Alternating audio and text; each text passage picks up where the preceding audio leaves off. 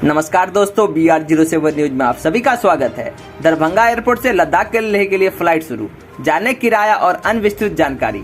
Darbhanga airport ने कम समय में ही अपनी एक विशिष्ट पहचान बना ली है।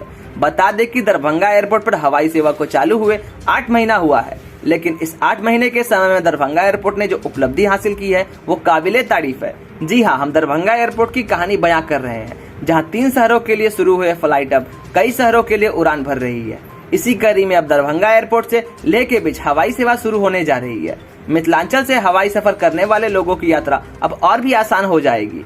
20 जुलाई से दरभंगा लेह रूट पर 1 स्टॉप हवाई सेवा। मालूम हो कि दरभंगा एयरपोर्ट से वर्तमान में 2 एयरलाइन स्पाइस जेट और इंडिगो की विमान दिल्ली, मुंबई, कोलकाता, बेंगलोर, हैदराबाद, पुणे और अहमदाबाद रूट पर उड़ान भर रही है। वहीं कनेक्टिंग फ्लाइट के जरिए विदेश आने जाने की सुविधा भी यात्रियों को मुहैया कराई जा रही है। बता दें कि दरभंगा एयरपोर्ट से लेह रूट पर स्पाइस जेट 20 जुलाई से 1 स्टॉप हवाई सेवा शुरू करने जा रही है।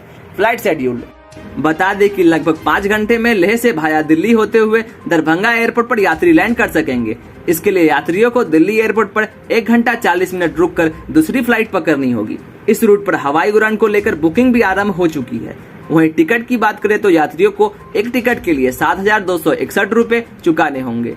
लेह से विमान का शेड्यूल इस तरह होगा, जहां लेह से दिल्ली के लिए सुबह 8 बजे कड़ी फ्लाइट यात्रियों को लेकर दिल्ली के लिए रवाना होगी, जो 1.5 घंटे के बाद 9:30 पर दिल्ली एयरपोर्ट पर विमान लैंड करेगी। जिसके बाद दरभंगा जाने वाले यात्रियों को दिल्ली एयरपोर्ट पर करीबन 1 घंटा 40 मिनट रुकना होगा।